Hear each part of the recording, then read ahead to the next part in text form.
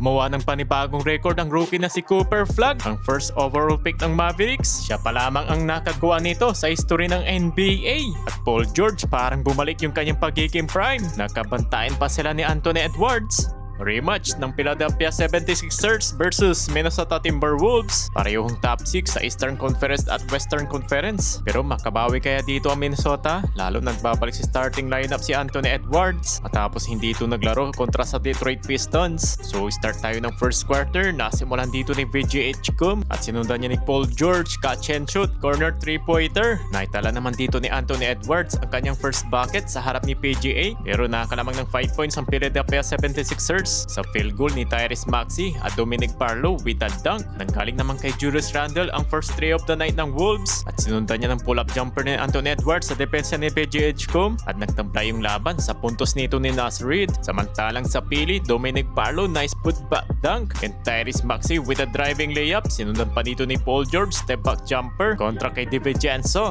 Lumamang ng 7 points ang Sixers bago nakapagtala ng punto si Randle. Nagtapos naman dito sa dagger corner 3-pointer ni DiVincenzo. Up by 2 points ang pili, 19-17. End of the first quarter. Leading scoring si Paul George na may 7 points. Nasimula naman dito ni Kyle Anderson to start the second quarter. Bigla naman ditong nahinto yung laban nang dahil sa spillage ng sideline ng court. Todo punas yung mga staff ng Sixers. Back to the ball game, Paul George. Nice bounce pass to Bonas to finish. Spin cycle pa ni PG8 with a fadeaway jumper. Mukhang ganado ngayon si Paul George sa laban nila sa Wolves. Nakapag-draw pa siya ng foul kay Kyle Anderson. Meron na rin siyang ditong double figure, total of 12 points. Nang dahil naman dito kay Bones Highland, nakalamang naman ng Timberwolves sa kanyang back-to-back field goal. Counted and 1. Nakapukol pa siya ng 3 sa corner, 29-25. Binawi naman dito ni Kelly Oubre ang lead, 5 straight points para sa opensa ng Sixers. Eto, volleyball naman si Julius Randle, tumalsik si Joel Embiid, easy 200 dunk tuloy. Well, dikita lang dito ang laban mga idol under sa 6 minutes mark. Pero nagkaroon naman dito ng magandang momentum ang Wolves, kaya nakuha nila yung kalamangan. Nakapagtala sila dito ng 8-0 run, 41-33. Quentin Grimes with a quick move, sabay ang layup.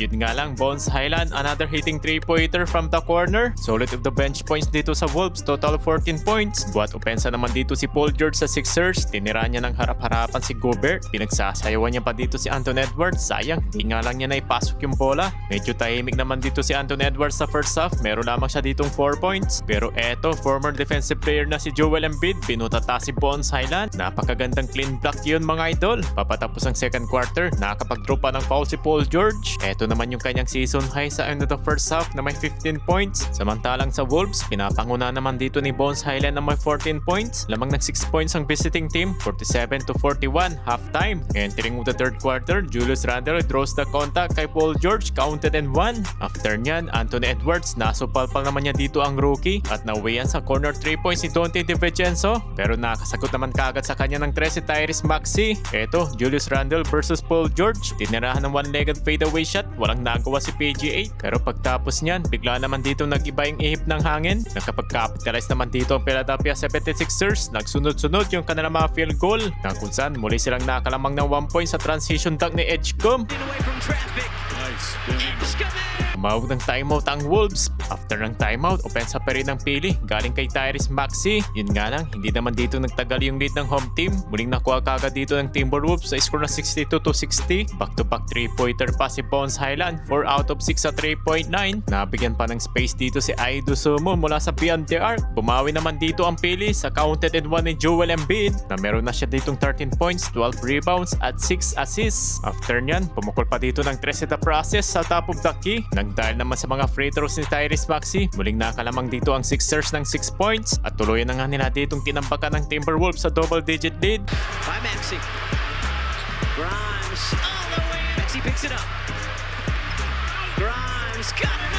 Heading to the fourth quarter, up by 12 points ang Philadelphia 76ers sa score na 83-71. Sa final quarter, nakuha ni DiVincenzo ng wing 3-pointer at Quentin Grimes with a driving layup over sa 2 defenders. And Julius Randle, nakakuha naman dito ng counted and 1. Back-to-back counted and 1 ng Timberwolves. Nanggaling naman kay Naz Reid. Baba na lang sana sa 6 points. Nice feed naman dito ni Quentin Grimes to Oubre. And Paul George to PG Edgecombe with the finish. Nalibre sa kanyang 200 dunk. Muling natampakan dito ang Timberwolves Timberwolves sa double figure. 3 pa ni Paul George. Total of 20 points si PG8. Ang former LA Clippers. Parang bumalik yung prime ni Paul George. No hesitation mga idol. 3 niya mula naman sa corner. Buhay na buhay ang crowd ng Philadelphia 76ers. Timeout ang Timberwolves. After naman ng timeout, kumounter naman dito si Bones Highland. Back-to-back 3-pointer from the corner. Nanggaling sa kanila ni Ai Dosuma ang pesa ng Timberwolves. Nakakuha pa dito ng 4-point play opportunity. Baba na lang sa 10-point game. Bumawi naman dito ng basket si Embiid. Napatake na rin dyan ang rookie na si VGH Kum. Last 2 minutes remaining. Kyle Oubre with a counted and 1. After nyan, tinapos naman niya dito ang laban sa kanyang back-to-back 3-pointer. Wide open look. Napatingin pa siya sa likod. Nawala yung depensa ng Timberwolves. Sa huli, nakuha pa rin dito ng panalo ng Philadelphia 76ers. Sa likod ng 23 points yan ni Paul George. At Cooper Flag, nakagawa naman dito ng history kontra sa Orlando Magic. Nakapagtala siya ng 51 points sa kanyang rookie season pa lamang. Back to it. There you go.